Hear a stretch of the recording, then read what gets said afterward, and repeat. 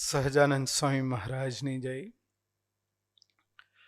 શ્રી અક્ષર પુરુષોત્તમ મહારાજની જય, ગુરુહરિ શાસ્ત્રીજી મહારાજની જય, ગુરુહરિ યોગીજી મહારાજની જય, ગુરુહરિ હરિપ્રસાદ સ્વામી મહારાજની જય જય જય.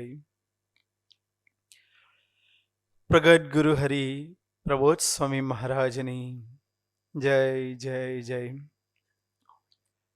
હરિપ્રબોધમ પરિવારની જય જય જય.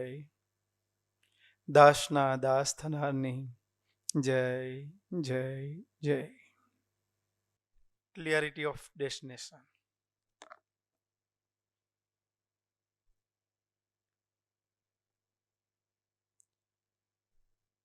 માણસ નક્કી તો કરે. અમારા ચિન્મય સ્વામી કહેતા હતા, ઘણા બધા બોલે કે હું ધારું તો વાઘ મારું એમ, પણ ધામમાં સુધી ધારે જ ના, મરી જાય ત્યાં સુધી ધારે જ ના. એટલે સ્વામીજી કહેતા હતા, નિશાન ચૂક માફ નતાક નિશાન. પણ જ્યારે આપણા ડેસ્ટિનેશનની પથ ઉપર જ્યારે આપણે ચાલીએ ત્યારે કેટલા કેટલા હર્ડલ્સ આપણા જીવનમાં આવે છે, એ બધું આપણે દર્શન કરી લીધું.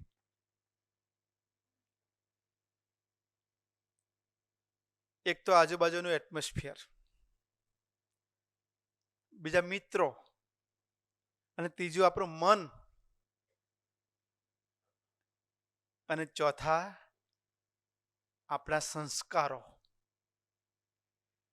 આ ચાર ફેક્ટર આપણા ધ્યેયની વચ્ચે હર્ડલ સ્વરૂપે આડા આવે, અને એમાંથી પાર નીકળાય ક્યારે અને ડેસ્ટિનેશન સુધી પહોંચાય ક્યારે, એ બધી જ વસ્તુ આપણે નિહાળી કે આપણા જીવનમાં ભગવાન અને ભગવાનના પવિત્ર સંત હોય તો શું કાર્ય કરે છે. ભગવાનના પવિત્ર સંતના વચનની સાથે આપણું રક્ષા કવચબર સાથે આવતું હોય. ભગવાન અને ભગવાનના પવિત્ર સંત આપણને કોઈ બી મંત્ર જાપ કરવા આપે, આપણે જાતે ભજન કરીએ, પ્રાર્થના કરીએ, સંસ્કાર પડે, પુણ્ય જમા થાય. પણ ભગવાન અને ભગવાનના પવિત્ર સંતના વચને કરીએ તો સાથે આશીર્વાદ બી ભેગા આવતા હોય. એટલે ગુણાતીતાનંદ સ્વામીજીના વખતમાં એક નારાયણ ભગત હતા, 14-15 વર્ષનું તાબોર્યું, અને ગુણાતીતાનંદ સ્વામીજીએ એક બીમારી ગ્રહણ કરી. બીમારી એટલે ગુમડું થયેલું. આપણને બધાને થાય ને, કેરીની સિઝનમાં પછી ચીપ કર્યા વગરની કેરી ખાઈ જાય તો પછી શું થાય, ગરમી બહાર આવે. એટલે ગુણાતીતાનંદ સ્વામીજીએ ગુમડું ગ્રહણ કરેલું. 3 દિવસ અને 3 નાઈટ સુધી સૂઈ શકેલા નહીં. એટલે નાનકડો દીકરો, 13-14 વર્ષની ઉંમર બિચારાની, એનાથી ગુણાતીતાનંદ સ્વામીજીનું એ દર્દ જોઈ શકાયું નહીં. આપણે તો પાછા સભા ભરતા હોય ને, સત્સંગ કરતા હોય ને, મહિમાની વાતો સાંભળી હોય ને, તો આપણને તો એવો જ વિચાર આવે કે સ્વામીએ તો બીજાનું ગ્રહણ કર્યું હશે, બાકી સ્વામીને આવો રોગ હોય ના. કેવું ભગત? હા, આપણને આવો વિચાર આવે. સત્સંગમાં મહિમાની વાતો ઘણી સાંભળી હોય ને, કે ભગવાન અને ભગવાનના પવિત્ર સંત, ભગવાનને રાખનારું સ્વરૂપ, એ તો બીજાના પ્રારબ્ધ પોતે માથે લે. સાચી વાત છે, એ સમજવાનું બી છે. બુદ્ધિવાળો એવો વિચાર કરે, જે ભક્તિવાળો હોય ને, દિલવાળો હોય, એને વિચાર એવો આવે કે સ્વામી હું શું સેવા કરું અને સ્વામીજીનો આ દર્દ મટે. એ ભક્તિવાળાને વિચાર આવે. એટલે પેલો દીકરો ભક્તિવાળો હશે, એટલે એને વિચાર આવ્યો કે હું શું દવા કરું, કયો ઉપાય કરું તો સ્વામીજીના રોગમાં રાહત થાય. એટલે ગુણાતીતાનંદ સ્વામીને પૂછ્યું કે સ્વામી હું શું કરું તો આપને રાહત થાય ને આપને આરામ મળે. ત્યારે ગુણાતીતાનંદ સ્વામીએ કીધું કે ગીરના જંગલની અંદર એક છોડવો છે, એનું મૂળ એ લઈ આવી અને એને ઘસીને લેપ કરીને લગાવો તો મારા દર્દમાં રાહત થાય. 13-14 વર્ષનો દીકરો, વચન આવ્યું સ્વામીનું એટલે નીકળી પડ્યો, અને 200 વર્ષ પહેલાનું ગીરનું જંગલ, જીવજંતુ અને હિંસક પશુઓ બી હોય, પણ સ્વામીજીનું વચન ને બુદ્ધિ લગાડ્યા વગર એ નીકળી પડ્યો દીકરો. આપણી તકલીફ જ ત્યાં છે કે ભગવાન અને સંત કઈ બી વચન કહે તો પહેલા આપણે બુદ્ધિથી કેલ્ક્યુલેશન કરીએ, વિચારીએ, આપણે વિચારીએ કે હારું સ્વામી મને આવી આજ્ઞા કરી કે હું તો કઈ જાણું નથી, ઓળખતી બી નથી, કયું છોડવાનું મૂળિયું લાવવાનું એ બી ખબર નથી, પણ એ દીકરો બુદ્ધિ લગાડ્યા વગર સ્વામીજીએ આજ્ઞા આપી છે ને નીકળી પડ્યો ભજન કરતા કરતા. જ્યાં સુધી પોતાની આંખે દેખાય ત્યાં સુધી તો ચાલ્યો. હવે અંધારું થયું, કયું ઝાડનું મૂળિયું ક્યાં મળશે કશું નહીં, ભજન કર્યા કરે. અને જ્યાં પોતાને આંખે દેખાયું ત્યાં સુધી ચાલી લો, પછી દેખાવાનું બંધ થયું અંધારામાં, એટલે ઊભો રહી ગયો અને ભજન કર્યું. પણ ગુણાતીતાનંદ સ્વામીને બી ખબર હતી કે મેં કોને આજ્ઞા કરી છે. એટલે મેં પહેલા કીધું કે ભગવાન અને ભગવાનના પવિત્ર સંત કોઈ બી આજ્ઞા આપે એની સાથે સાથે આપણું રક્ષા કવચ બી ભેગું આવતું હોય. એ આપણને ખબર ના પડે પણ એને ખબર છે. એટલે ગુણાતીતાનંદ સ્વામીને બી ખબર હતી કે મેં એક દીકરાને આજ્ઞા કરી છે, નાનકડા દીકરાને આજ્ઞા કરી છે, પણ એને વચન ઝીલવાનો ખટકો હતો, ગરજ હતી ને ખફ હતો. એટલે ગુણાતીતાનંદ સ્વામી ત્યાં પ્રગટ થઈને દર્શન દીધા, ભજન કર્યું એટલે, પ્રાર્થના કરી એટલે. અને ગુણાતીતાનંદ સ્વામી રસ્તો બતાવ્યો, દોરીને લઈ ગયા અને બતાવ્યું કે બેટા આ છોડવાનું મૂળિયું લઈ આવ. અને ગુણાતીતાનંદ સ્વામી અદ્રશ્ય થઈ. એ દીકરો લઈને આવે છે અને લેપ લગાવે છે. તો ગુણાતીતાનંદ સ્વામીને જે દુખતું હતું, જે કળતર થતું હતું, એ દર્દ મટે છે. તે ગુણાતીતાનંદ સ્વામી ભેટી પડે છે અને આશીર્વાદ આપે છે, જા બેટા તે મારા આ શરીરની કળતર ટાળી, હું તારા આત્માની જેટલી કસરો હશે અને જેટલી કળતર હશે એ ટાળી અને તને સુખ્ય કરી દઉં છું. અને ગુણાતીતાનંદ સ્વામી એને ભગવાનની મૂર્તિ નાની ઉંમરે બક્ષિસમાં આપે છે.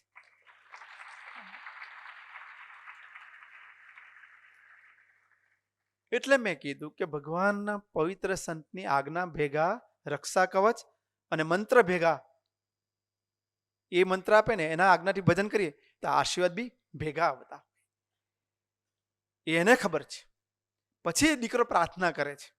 એ દીકરો પ્રાર્થના કરે, સ્વામી જેમ તમે આજે મને અંધારામાં દોર્યો તેમ નિરંતર મને દોરતા રહેજો, નિરંતર મને દોરતા રહેજો. પછી સ્વામીજી મહારાજ એક વાક્ય કહેતા હતા કે જે દીકરો કે જે ભગત ભગવાનના સંતના વચને ઝંપલાવે, ભગવાન અને સંતના વચને બુદ્ધિ લગાડ્યા વગર એ આજ્ઞા પાડે, એનું નિરંતરનું ધ્યાન, એનું જતન ભગવાન અને સંત કરે.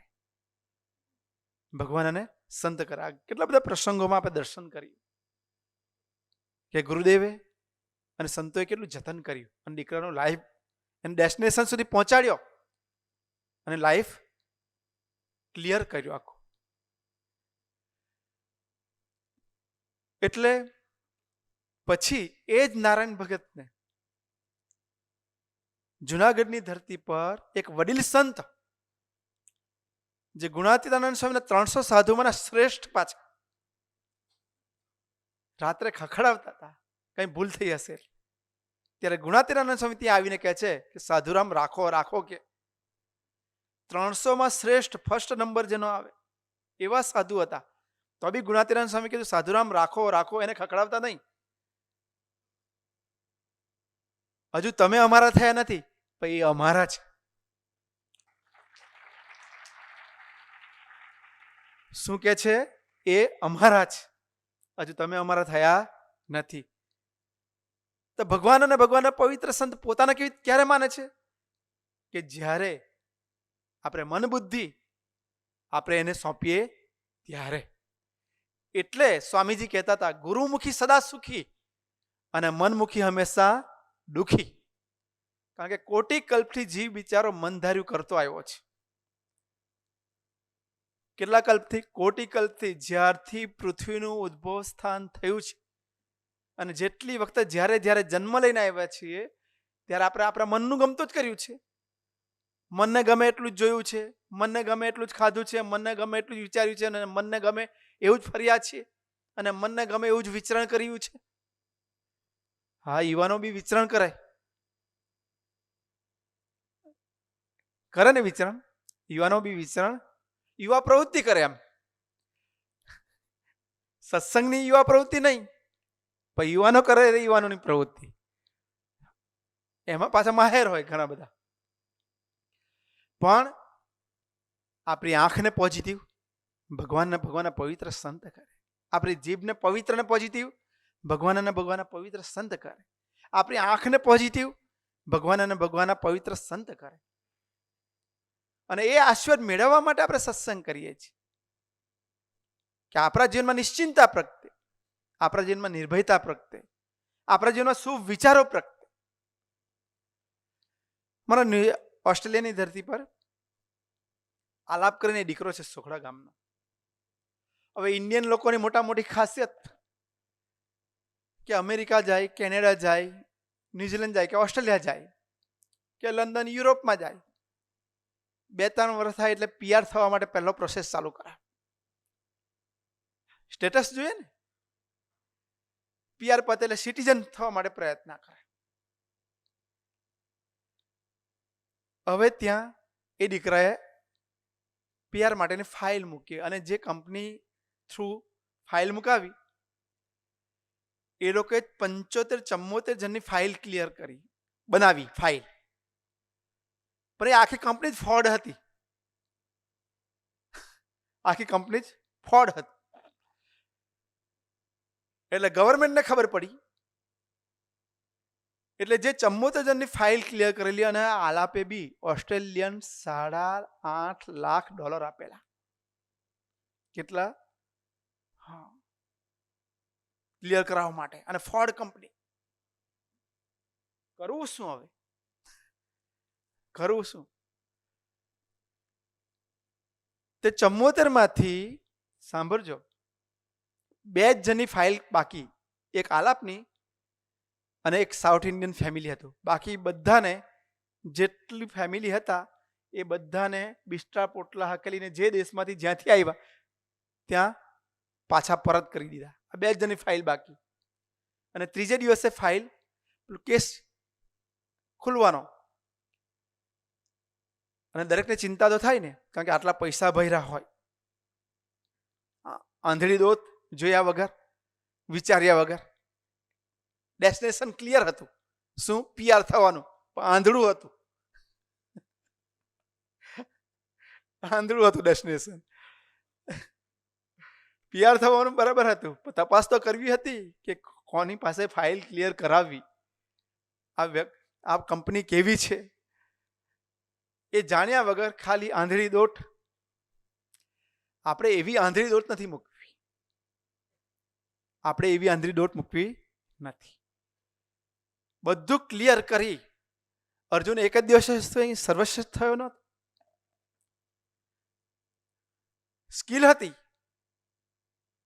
મહેનત બી હતી એની, પણ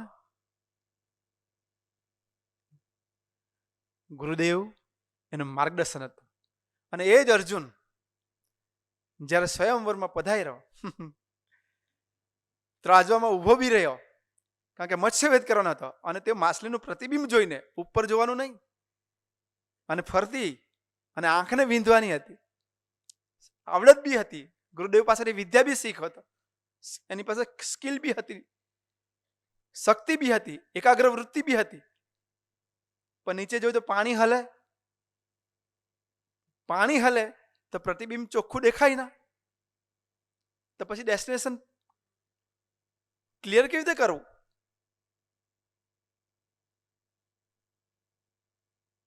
પછી છેલ્લે ક્યાં જોયું? કૃષ્ણ તરફ જોયું. ભગવાન કૃષ્ણ તરફ અને પ્રાર્થના કરી મનોમન કે પ્રભુ હવે પાણીને સ્થિર કરવાની તાકાત મારામાં નથી, અને જ્યાં સુધી પાણી સ્થિર ન થાય, કારણ કે પવનથી હલતું હતું, હિલોરા લેતું હતું પાણી, અને જ્યાં સુધી પાણી સ્થિર ન થાય ત્યાં સુધી ડેસ્ટિનેશન ધૂંધળું હોય, ક્લિયર ન થાય. મનોમન પ્રાર્થના કરી ત્યારે ભગવાન કૃષ્ણએ દ્રષ્ટિ કરીને પાણી સ્થિર કર્યું અને ડેસ્ટિનેશન પાડ્યું. તેમ જ્યાં જ્યાં આપણા જીવનમાં એવા હર્ડલ્સ આવે ત્યાં નજર કોના તરફ રાખવાની? આજે પુરુષો બેઠા છે ને એના તરફ નજર રાખીને ભજન અને પ્રાર્થના કરવાની, તો બધા હર્ડલ્સ આપણા દૂર થાય. આલાપે શું કર્યું? ભજન કર્યું અને ફોન લગાવ્યો અશોકભાઈને, અને અશોકભાઈને કીધું કે સ્વામીજીને એક પ્રાર્થના કરવાની છે. કીધું શું?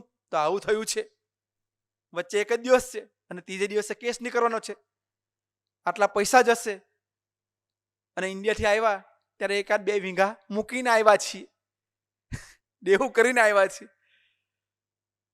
અને કેરિયર આખું ખલાસ થઈ જશે અને ફરી પાછી એકડેકથી ગૂંઠવું પડશે ઇન્ડિયા આવીને. સ્વામીજીની શું મરજી છે? આ પ્રાર્થના કરજો, કારણ કે દીકરો સક્રિય પાછો, સભા ભરે, યુવક મંડળ ચલવે એના ઝોનમાં, એટલે પછી સહજ જ એના માટે પ્રાર્થના કરવાની ભગવદી મુક્તોને પણ ઈચ્છા થાય જ. એટલે અશોકભાઈએ સ્વામીજીને પ્રાર્થના કરી કે સ્વામીજી આલાપને આવું છે અને આપ આશીર્વાદ આપો. ફોન પકડાયો, વિડીયો કોલ. સ્વામીજી પહેલું જ વાક્ય બોલ્યા, ચિંતા ન કરીશ, શાંતિથી ભજન કરીને ઓછી કે હાથ નાખીને સુઈ જા. હવે એક જ દિવસ પછી ફાઇલ ક્લિયર થવાની હોય અને આગલા પેલા 72 જણને કાઢી મૂક્યા હોય અને 2 જણની ફાઇલ હવે બાકી રહી હોય, તો ઊંઘ આવે ખરી શાંતિથી? હું તમને પૂછું, શું થશે? કેમ થશે? ક્યારે થશે? થશે કે ન થશે? કેવી રીતે થશે? કેમનું થશે? આવા અનંત પ્રશ્નો આપણા મન બુદ્ધિમાં ગૂંચાય. પણ જ્યાં ભગવાન અને સંતનો આશરો હોય એના જ જીવનમાં નિશ્ચિંતા અને નિર્ભયતા હોય. સ્વામીજીએ કહી દીધું, ચિંતા ના કરીશ, ઓછી કે હાથ નાખીને શાંતિથી ભજન કરીને સુઈ જા.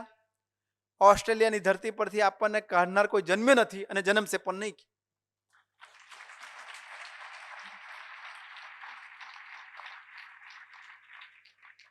ભગવાન અને સંતનો આશરો હતો અને ભગવદી મુક્ત સારા હતા અશોકભાઈ જેવા, અને એના કાર્યથી, એની સેવાથી, એના સત્સંગથી, એના યુવા પ્રવૃત્તિથી યુવકોની સેવા કરતા હતા.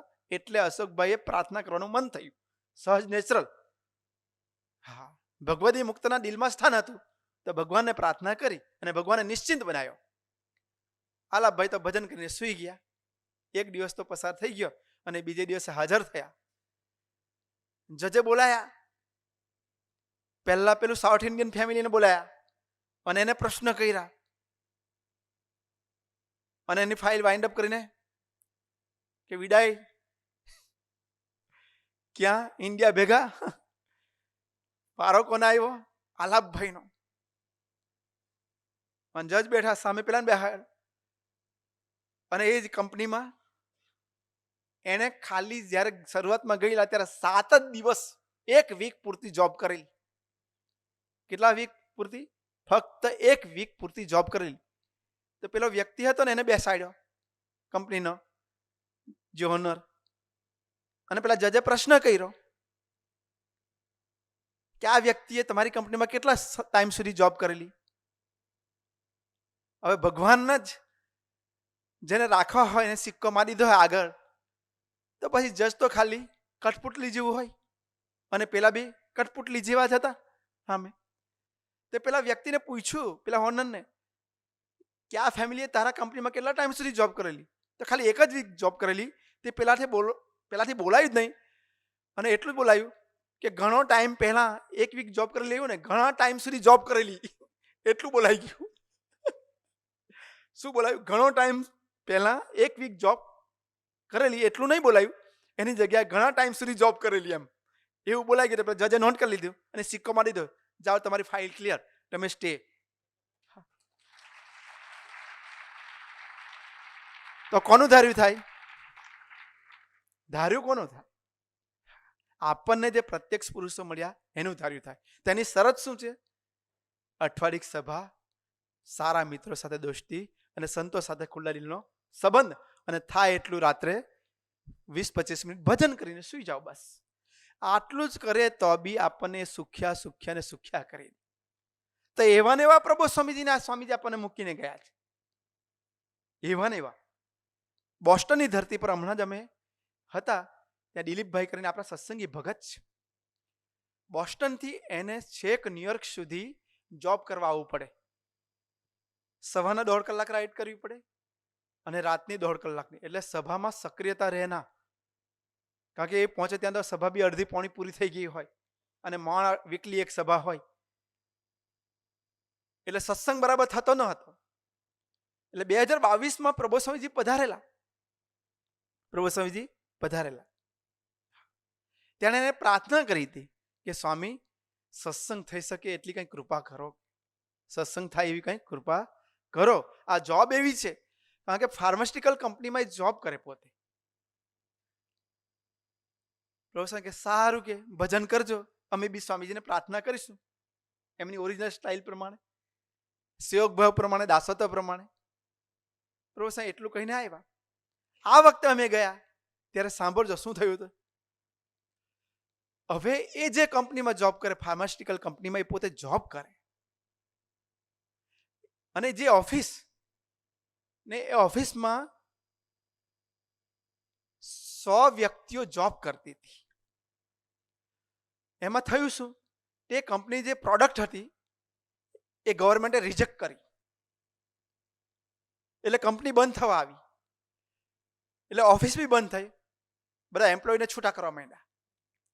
100 માંથી 49 જણ બાકી રહ્યા, બાકીનાને ફાયર કરી દીધા. હવે પેલા જે કંપનીના જે મેનેજર હતા એને બી મીટિંગ કરી અને આ લોકોને બી વોર્નિંગ આપી દીધી, તૈયારી રાખજો ફાયર થવા માટે, તૈયારી રાખજો. હવે કંપનીના જોબ ઉપર તો આ વ્યક્તિએ પોતે મકાન લીધું અને મકાનના હપ્તા ભરે, દીકરા દીકરીઓના પાછા ખર્ચા, ભણાવવાના, ઘર ચલાવવાનું. થોડી થોડી ચિંતા તો થવા માંડી. જોબ જશે તો ફરી પાછી જોબ ક્યારે મળે, ત્યાં સુધી ઘરના હપ્તા દર મંથે ભરવા ક્યારે થશે, શું ચિંતા તો થાય ને, સહજ નેચરલ. ભજન કરે, પ્રાર્થના કરે. સાંભળજો, ભજન કરે ને પ્રાર્થના કરે, કારણ કે એને જ પ્રાર્થના કરી હતી સત્સંગ થઈ શકે એવી કૃપા કરજો એમ. પણ એને ખબર ન હતી કે પ્રભુ સ્વામીજી હું સત્સંગ સારી રીતે કરીશું એવું મારું આયોજન કરી રહ્યા છે. સારી રીતે હું સત્સંગ કરું, સારી રીતે સભા ભરી શકું છું એવું મારું આયોજન કરી રહ્યા છે પ્રભુ સ્વામી, એને ખબર ન હતી. તો ધીરે ધીરે ધીરે ધીરે બધા વર્કરોને છૂટા કરી દીધા. સાંભળજો, જોબ કરનારા છેલ્લે 11 જણ રહ્યા. કેટલા રહ્યા? છેલ્લે 11 જ જણ. કારણ કે કંપની બંધ થઈ ગઈ, એની પ્રોડક્ટ જ રિજેક્ટ થઈ ગઈ. એટલે હવે 2 જગ્યા ઓફિસ, એની 2 જગ્યા ઓફિસ, એક બોસ્ટનમાં અને બીજી ન્યુયોર્ક. એટલે પછી પેલા મેનેજર હતા એને પછી કીધું બધાને ધીરે ધીરે છૂટા કરીને 2 જણ રાખ્યા. ઓફિસ ખુલ્લી રાખવાની છે, કારણ કે ગમે ત્યારે પાસે કંપની ચાલુ કરવાની થાય તો ઓફિસ ખુલ્લી રાખવાની છે. 2 જણને રાખ્યા, તેમાં દિલીપભાઈનો વારો. પણ ભગવાને પાછી સાનુકૂળતા કેવી કરી આપી કે ઓફિસ તો બંધ જ રાખવાની છે, પણ ન્યુયોર્કમાં એક જ જગ્યાએ ઓફિસ ખુલ્લી રાખવાની. બોસ્ટનની જે હતી એ ઓફિસ એ બધી બંધ, લોક. હવે આ રે બોસ્ટન,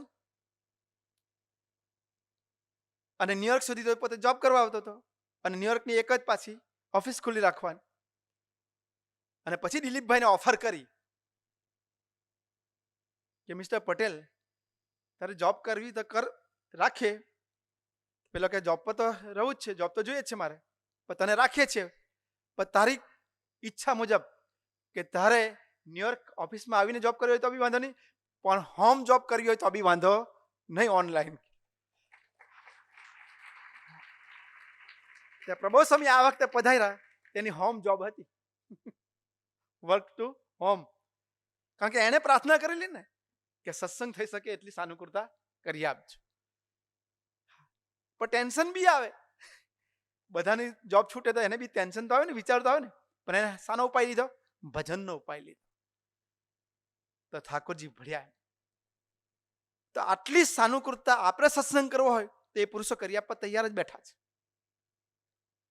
પણ આપણી ગરજ જોઈએ ને આપણું ડેસ્ટિનેશન ક્લિયર જોઈએ કે મારે ભગવાન અને ભગવાનના પવિત્ર સંતને રાજી કરવા છે ને છે.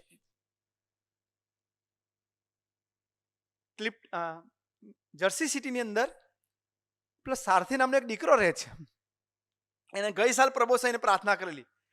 ઘણા બધા દીકરીઓને અત્યારે એટલું બધું રિસેશન જેવો પીરિયડ ચાલે છે. 100 જણનું મંદિર ચાલતું હોય, એમાં 15-20 જણ તો એવા હોય જોબ વગરના, અને પાછા આઈટી ક્ષેત્રના દીકરાઓ. ઘણા બધા અહીંથી ગયા હોય અને પાછા સ્ટડી કરતા હોય, એને બી જોબ ના મળે અને ખર્ચા કાઢવાના હોય. 100 જણમાંથી 30-40 જણા એવા નીકળે. આ બધું દર્શન કર્યા કરું. પ્રભુ સ્વામીજી બધાને મળે, આશીર્વાદ આપે, બધાને પ્રશ્ન સાંભળે.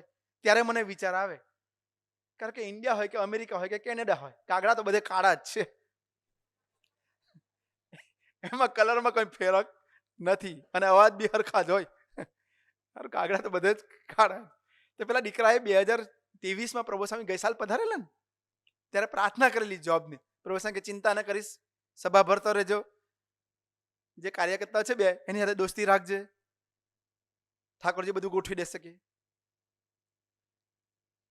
તો બોલો, એ દીકરાને સભા કરે, સત્સંગ કરે, જોબ જ ના મળે.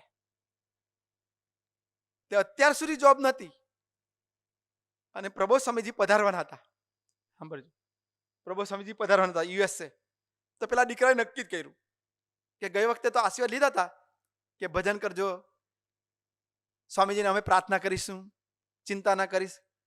પણ આ વખતે પ્રભુ સ્વામીના આશીર્વાદ લેવા જવા છે, પણ એવું નહીં, એવા આશીર્વાદ નથી જોઈતા કે ભજન કરજો અને સ્વામીજીને પ્રાર્થના કરીશું. આ વખતે તો એટલું પકડવું છે, હઠ જ પકડ્યું છે કે ના, કૃપા જ કરો, કે આશીર્વાદ જ આપો કે જોબ મળી જશે, એમ નક્કી કરી રાખેલું. સાંભળજો. અને ભગવાન બી કેવા, એ દીકરો દર્શન કરવા આવ્યો, બધા દીકરાઓ પ્રાર્થના કરતા હતા. એ દીકરાને પૂછ્યું કે તમે કેમ દર્શન કરવા આવ્યા, શું પ્રાર્થના કરવાની છે? તો કે કઈ પ્રાર્થના નથી કરી જોબ બોબની, ખાલી દર્શન કરવા આવ્યો છું. તો કેમ? કે જોબ માટે પ્રાર્થના કરવાનું નક્કી કરેલું કે આજે આશીર્વાદ જ આપો કે જોબ મળી જાય. પણ એ જયારે અમેરિકાની ધરતી પર ઉતરે એને આગલે દિવસે જોબ મળી ગઈ.